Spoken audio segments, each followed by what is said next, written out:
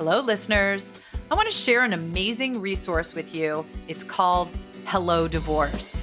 Founded by a lawyer and certified family law specialist, Hello Divorce can help you no matter where you are in your divorce process. So whether you're just getting started or if you're near the end but have stalled out and need help to get over the finish line, Hello Divorce can help.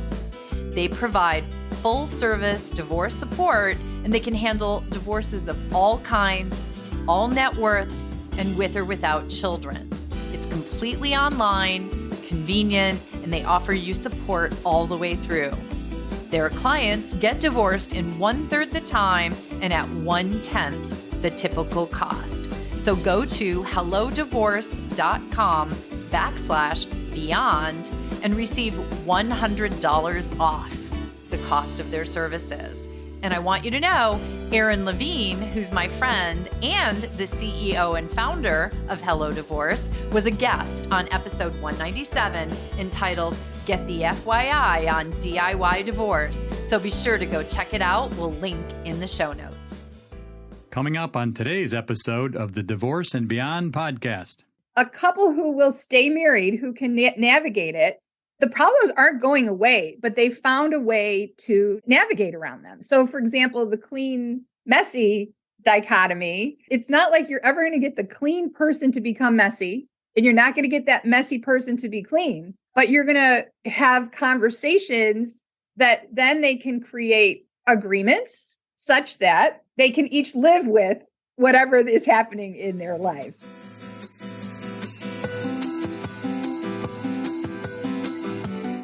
Hello, and welcome to the Divorce and Beyond podcast. I'm Susan Guthrie, your host. As a top divorce attorney and family law mediator for 30 years, I know what you need to know to get through your divorce, and most importantly, how to move beyond it to thrive and transition to your new future.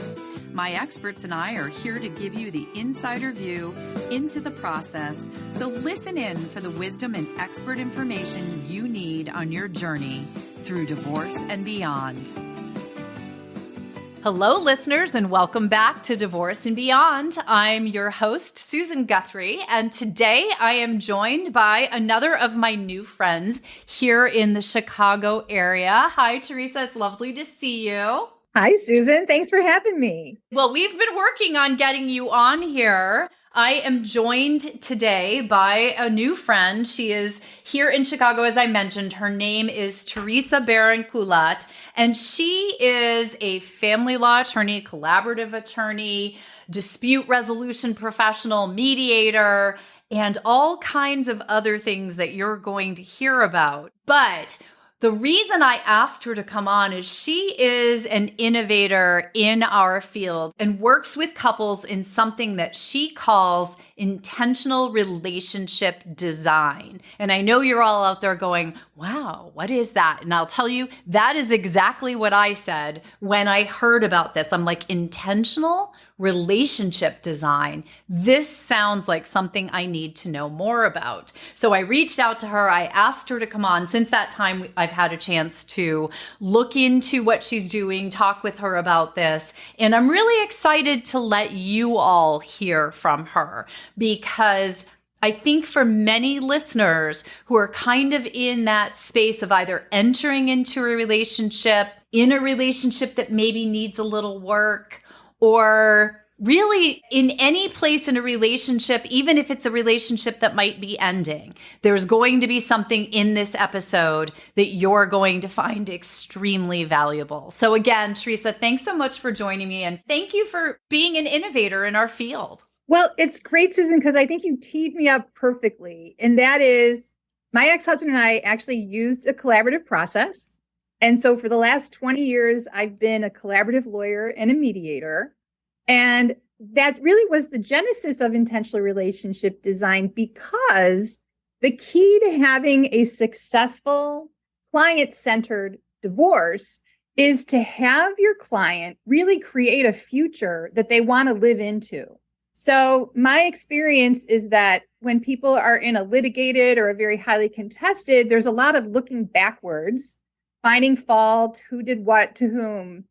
But in my approach, in approaches where people are really future focused, it's really about, okay, fine, that was the past, but what do you want to create going forward? So that is a lovely, genesis of this whole process. And I love how you explain that. I've tried to explain to people sort of that difference between a litigated divorce where the focus is on who did what in the past, right? Who earned what, who did what, all of those things. So it's very past focused and fault kind of focused, as opposed to a mediative or a collaborative approach. And you used the phrase that I love, a client-centered divorce. And, really what you've done is create something that isn't just a client-centered divorce.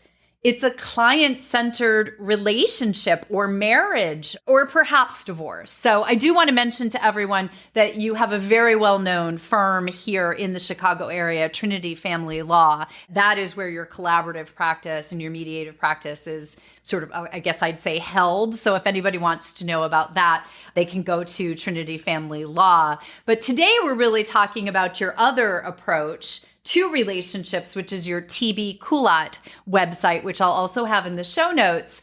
And it really stems from this intentional relationship design. So you mentioned that stemmed from your own divorce. And as so many of my guests we have found, their own experiences lead them into what we then do in our jobs, our professions. How did your divorce lead you down this path? Well, it's fun and I'll try to keep it short, but I was a local government attorney and I was a retreat leader. So in the late 90s, in the early 2000s, I was leading retreats and I was practicing local government law. And I was with my spiritual director and I was like, there's got to be a way for these two parts of myself to come together. And that spring, I found an article about the International Alliance of Holistic Lawyers. And I was like, oh, these are my people. And it just happened that they were having their conference in Chicago that year. So I signed up, I went, I met Stu Webb, who was really the creator of Collaborative Process. And I remember meeting him thinking, oh my God, this is the greatest thing. And so a couple of years later, when my marriage was ending, I was like, wait, I don't want to fight. I know litigation isn't going to be good for my children and it's not going to be good for us. I go, but I don't know that we could actually mediate and actually get anything accomplished. So this collaborative thing sounded great. And I called Stu and he's like, well, I don't know anybody in Illinois. So I found a friend who was a litigator and a mediator.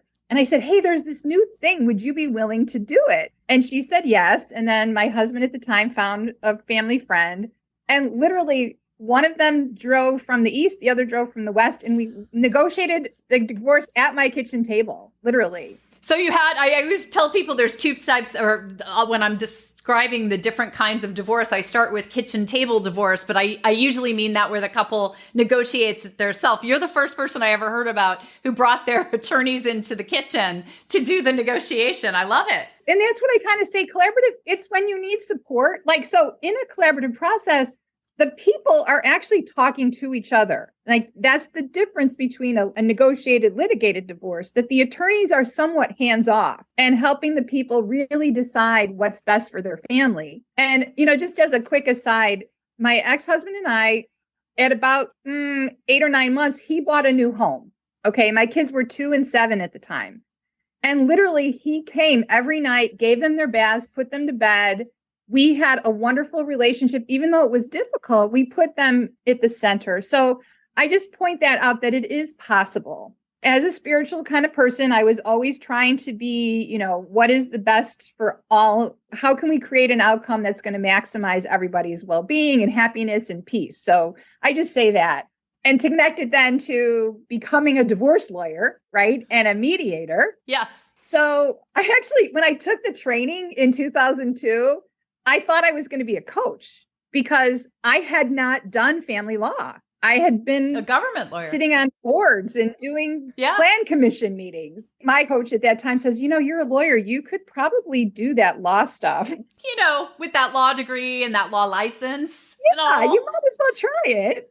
So I did. So I learned family law and my kids were small. So I was primarily a mother. I said I was a full-time mom, part-time lawyer. Best case scenario. And then, 10 years later, the kids are getting older and more self-sufficient. And right around that time, I actually noticed that many families, many couples, they really didn't want a divorce. They just wanted a new marriage, right? Right. And so that's when I started kind of mediating for couples to, again, help them figure out what they wanted to create, as opposed to looking backwards and kind of blaming and getting upset about the past. And I'll say too, throughout all this time, I'm taking personal growth workshops. I'm going to my therapist. I'm doing Tantra work, which is all about intimacy and learning about myself and all the things that, shoot, if I had known that, I might not have had to get divorced. So really, that was the genesis, to be working with couples who were getting divorced, but they didn't want to be divorced. So I did a lot of the same exercises as I do in a collaborative. Okay, what's important to you? What are your values? What do you want? What do you want? And also looking at the money, because as we know, as divorce attorneys, sometimes couples can have lovely relationships, but when it comes to the money, there's the breakdowns. They can't talk about it. So I was using those same mediation techniques to say, how do we take one family and take it apart, to be like, okay, how can we now create structures where the money flows in the direction of their interests, their values, what they think is important. So that was sort of the first step. And then I was like, wait a second, we need to get these people before they get married. Yeah, I love it, right? You're like, wait a minute, this is working. Let's teach people, let's have them get these skills ahead of time. So that's sort of where it is right now, in that people want to stay together and they want to create new relationships. That's, we're talking about, a structure for them to work with somebody who has conflict resolution skills. And I think it's so important for people to understand. I know there are listeners out there, and a lot of my listeners are actually practitioners who are going, oh my God, this makes so much sense, because there are either listeners out there who are thinking, our relationship is just not working. Right now, they're thinking, this is not working, so divorce must be where we're headed. And I know there are attorneys or mediators out there who are like, I just met with someone the other day who said, I'm not sure I really want a divorce, but I don't know what else to do. And so for me, at least, their intentional relationship design sounded like manna from the heavens, like, oh my God, here's what you can do. And I love the words I told you earlier when we were getting ready. Intentional, meaning we sit down and actually intentionally create something. Relationship, so not a breaking apart, but a bringing together. And design, meaning we are going to come up with what works for this couple. I love the name, intentional relationship design. And I love that it applies, as you just pointed out, not only to those couples who are already married, but as we know today, so many couples are just, marriage is not what they're looking for. They are looking for committed relationships, but not a marriage. Well, and that is actually one of the steps. So to kind of tell you kind of what offerings I have right now. So I just finished an online course that's available, and it's called 7 Ways to Save Your Marriage. You can link to it through the TV Kulat site. And it is basically an online version modified of intentional relationship design. It's got some of the exercises, it's got some of the resources in it.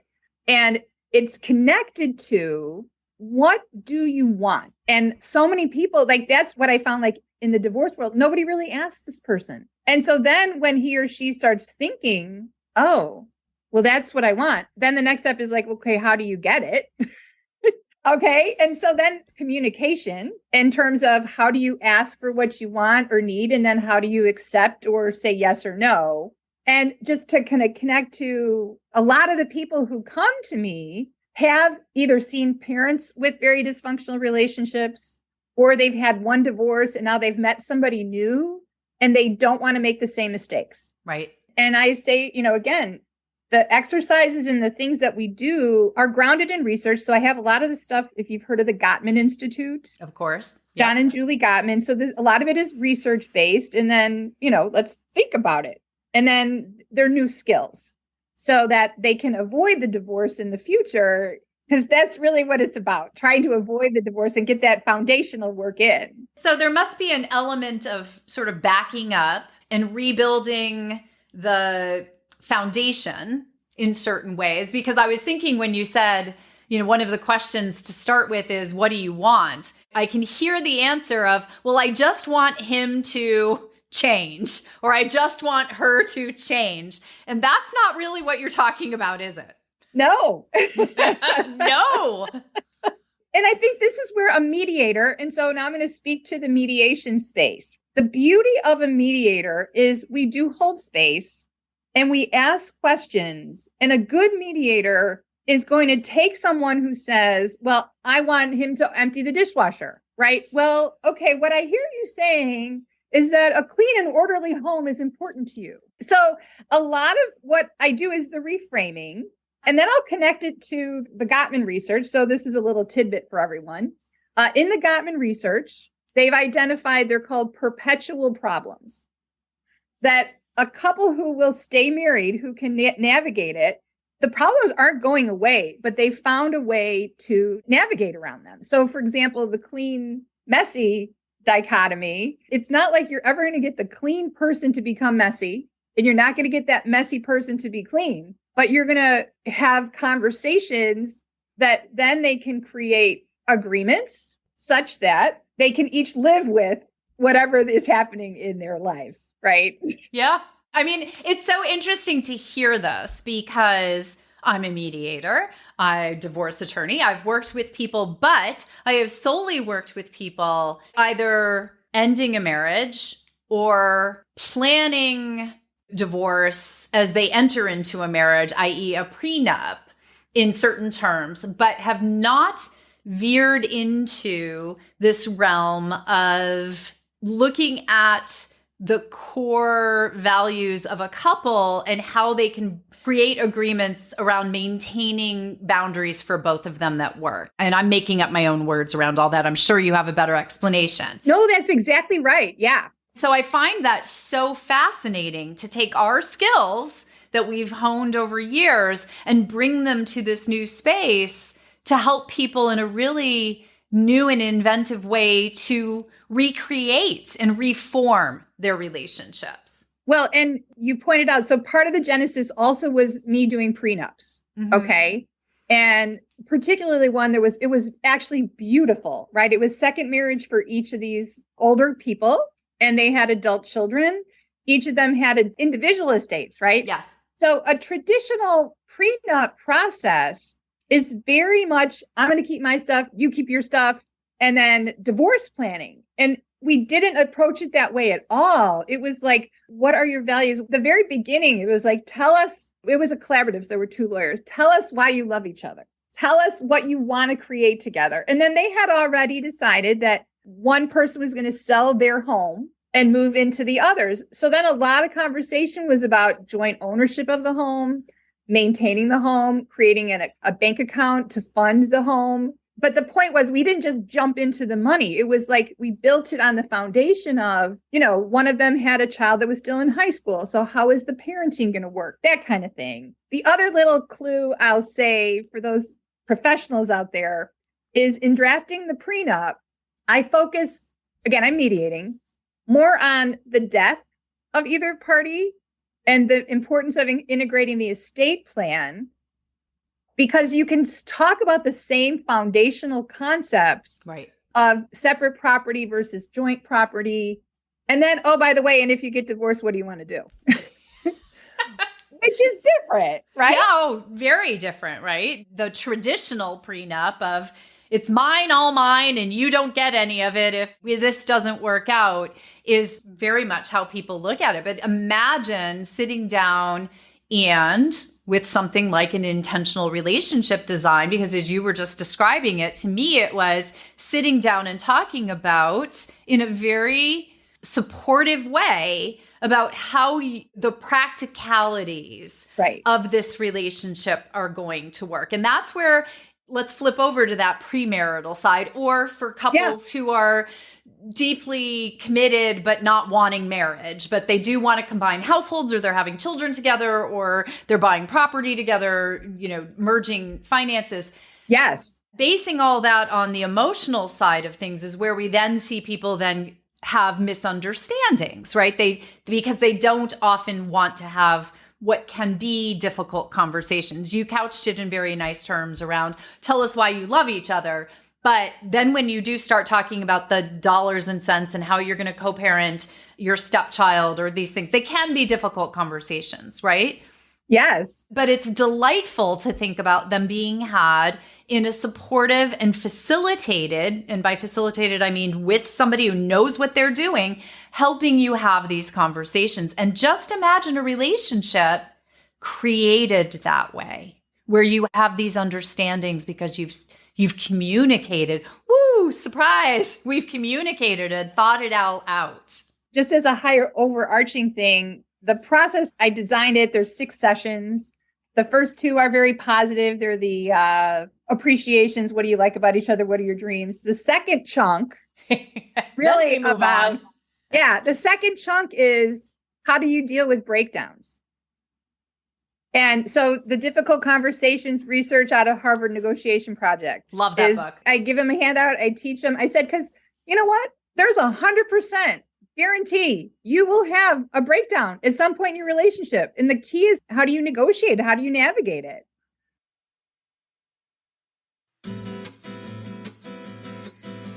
Hello, everyone. So Lisa Koski was recently my guest on the show. I'm sure you remember her. It was a very popular episode entitled Doing Divorce Different, because there isn't just one way. And now she's back to help you co-parent in a better way with an online parenting course that helps you create a comprehensive parenting plan that works for your family. So if you're terrified that divorce will ruin your child, this course is for you. You will learn how to create a parenting plan that meets the unique needs of your family, understand the terminology of parenting plans and how they are used in the legal process. You'll learn strategies for effective communication and conflict resolution with your co-parent, and you'll get guidance on addressing common challenges and issues that arise in co-parenting. You can find the program at lisakoski.com/online-parenting-course and use the code PARENTS10 for 10% off. Stay tuned for more from Theresa Beran Kulat as she shares her innovative process of intentional relationship design to help couples who want to create the relationship of their dreams. You know what? There's 100% guarantee you will have a breakdown at some point in your relationship. And the key is, how do you negotiate? How do you navigate it?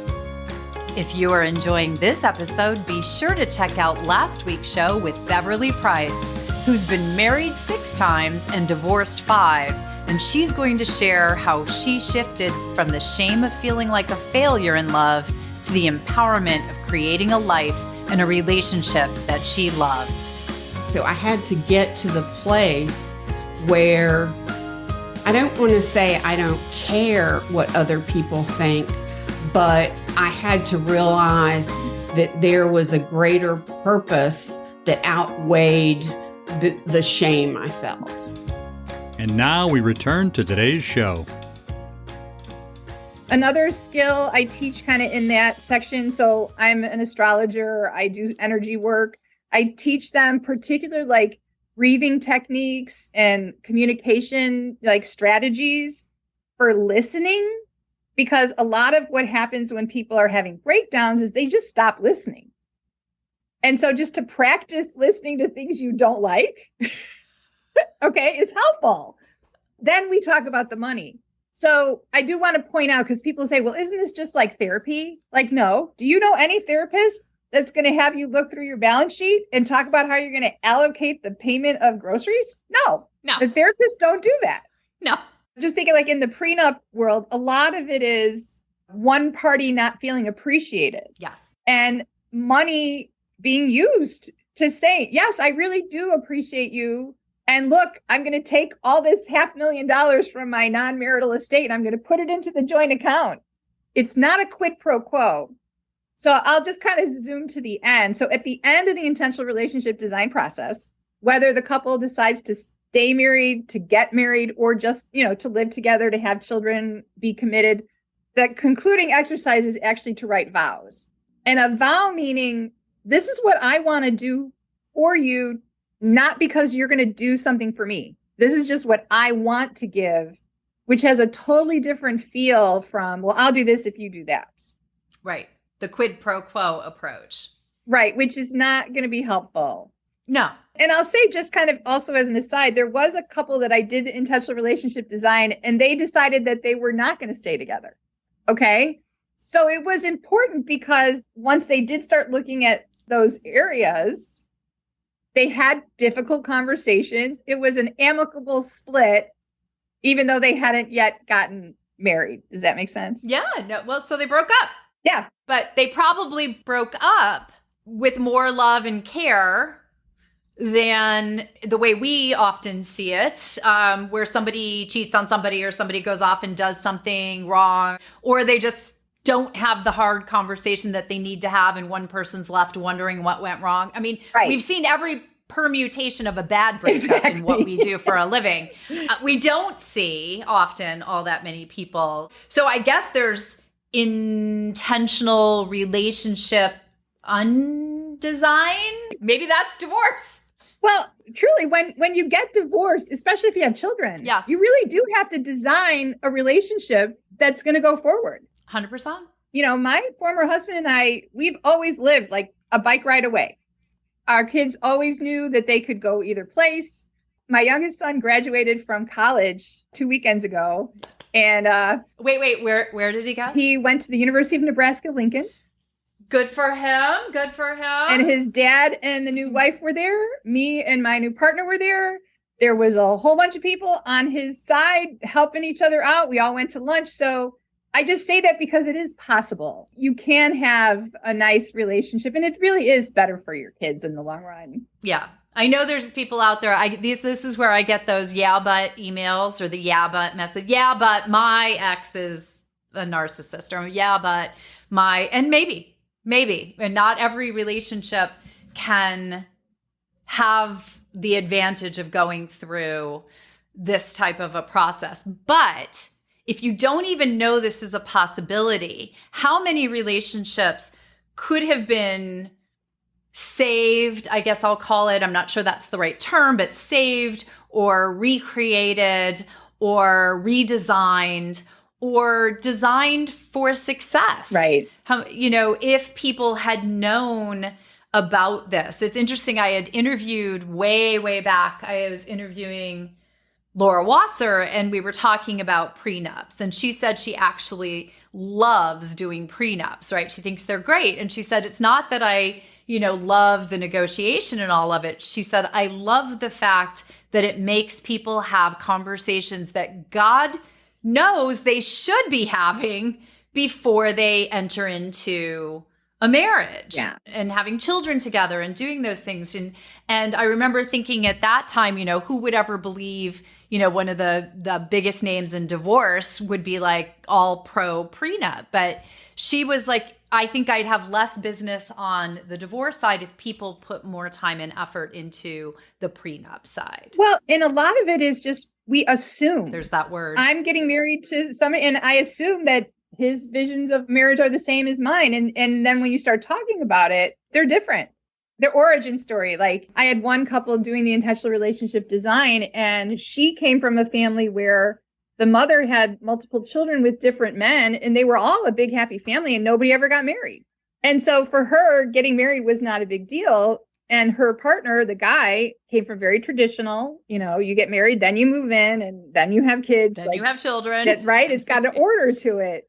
And so just to have me there so they could each talk and be heard, then they were able to come together. Now, that couple actually is engaged. They're not married yet, but last weekend, I think I mentioned, so the first couple I worked with back in 2021, they actually got married on Sunday, and I was invited to the wedding, and it was really fun. I love that. I do too. I love that. What was really cute is the officiants. Like, when the person was marrying them, one of the things that she said was, and it's so nice to see a couple who intentionally designed their relationship. And I'm like, you're getting, now you're getting ads read by the officiant. I love it. But you mentioned even that people were saying that intentional relationship design or your course or meetings with you, working with you would be a great wedding gift. I mean, I'm like, yes, it would. It'd be a fantastic wedding gift for people.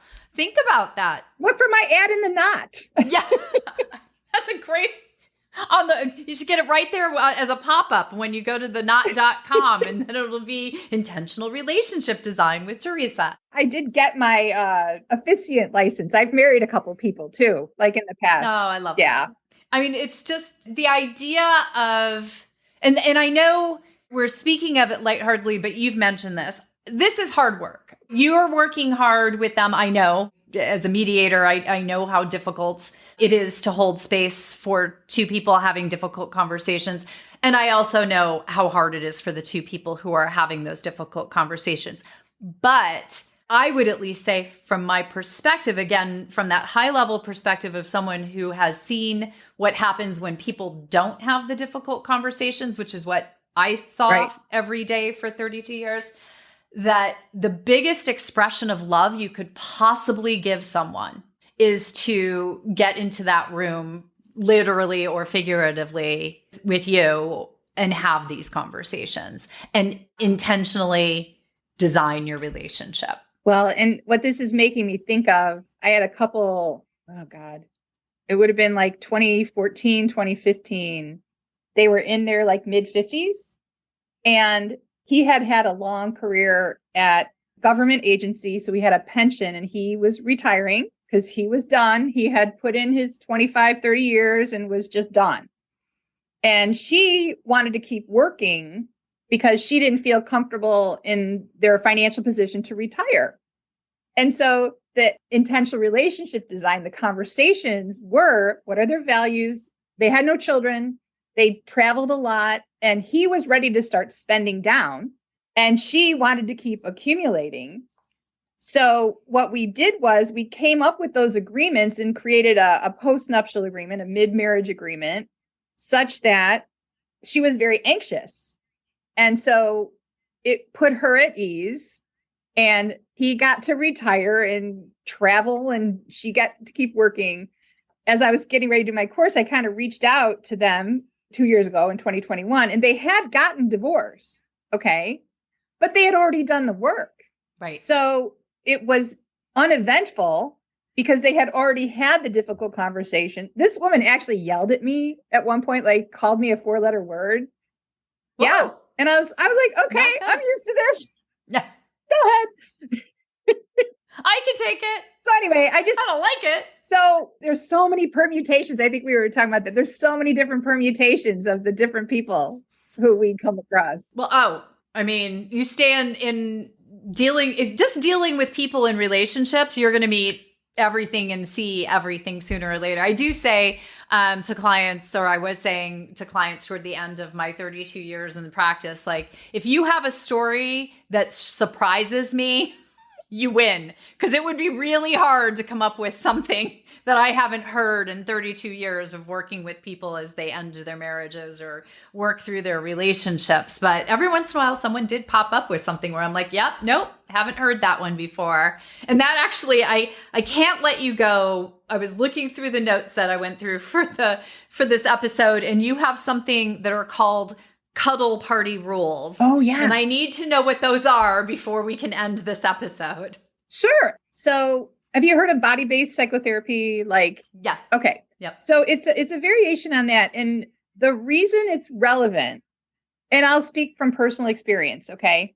So I was married and I had needs that I was unable to identify and articulate. So I did your typical woman thing, which is, okay, come on, he's supposed to read my mind. Or like, how come he doesn't do what I want him to do? And I haven't said anything or asked for it, right? Like, that's just plain old stupid, but that's the way I was raised, right? The women never asked. You don't talk for anything, about that. Right? Yeah. So the point here is, so I'm divorced now. And if you know love languages, I have physical touch as my primary love language. I'm like, holy crap, what do I do now? Right? So I find cuddle parties. So cuddle party is a thing. It's structured, physical, non-sexual touch. And it's preceded by, it's called a consent and boundary workshop. So basically everyone is sitting around, some people are new, but the rules are as follows. You do not touch anyone without making a verbal request and receiving a verbal yes. Next rule is, if you're a yes, say yes. If you're a no, say no, which sounds easy, but sometimes is not, especially with our upbringing. Right. If you're a maybe, that means no. And you're able to change your mind. So if somebody asks and you say yes, and then you think about it, you can say No. Kind of come up with something new. So the point is, in these couples that I'm working with who are in intentional relationship design, I say, it's not like you're negotiating with your roommate. There's obviously some romance. There's some sexual energy going on if you're calling yourself partners and spouses, right? And so if there's a breakdown in that area, sometimes just practicing and learning cuddle party rules can get your relationship back on track. So for example, I have two really great examples. One is a couple that were together for 30 years. They had not been in the same bed for about 10. And they started working with me, and we did the first couple, sessions. And then he comes and he's like, well, she says, he wants to sleep in the bed again. And I'm like, okay, so you don't sleep in the bed? No. And then I talked to him. I go, well, what kind of physical touch do you have? Like, do you hold hands? Do you put your arm around her? It's like, no, I sit on my couch. She sits on her chair. I'm like, well, let's take it a step at a time. And then as I'm facilitating the conversation, she says out loud, well, yeah, sometimes I want to hug you, but I'm afraid that you're then going to turn that into something else. And I don't want it to go there. So I don't even give that.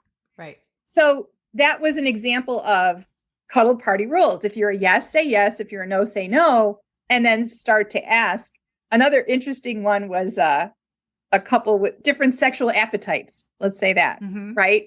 And so they both loved each other, but we had to negotiate like how often and who was going to initiate, right? Because we make up stuff about that. Sure. If I'm always the one initiating and you're not, then what does that say? But then if they talk about it, so that's an example of cuddle party rules. I will say, since I have not done intentional relationship design work as a professional, I have never negotiated who's going to initiate or how often people are going to find each other or be together or do that. So you definitely are having more interesting conversations than I've had in some of my career. But again, it all comes down to that communication in so many ways, right? Yeah. And things that are hard to talk about. I mean, this is difficult conversations around money, sex, children. I mean, it's all. And so what do we do as humans? We tend to not want to deal with it. Right. And so again, I go back to, I think one of the biggest gifts and expressions of love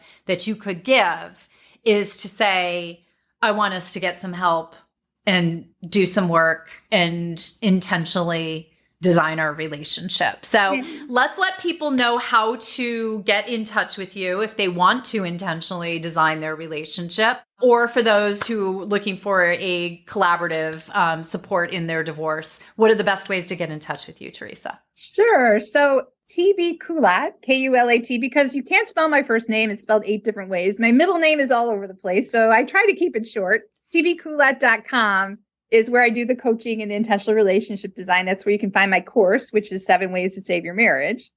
The law firm is called trinityfamilylaw.com. And we practice in Illinois, but we have mediators. And as you know, mediation there's no jurisdictional boundaries on that. Right. So I can mediate, my team can mediate for people, even if they're not in Illinois, provided, they have the support in their local jurisdictions. And I would assume intentional relationship design can be with anyone, anywhere.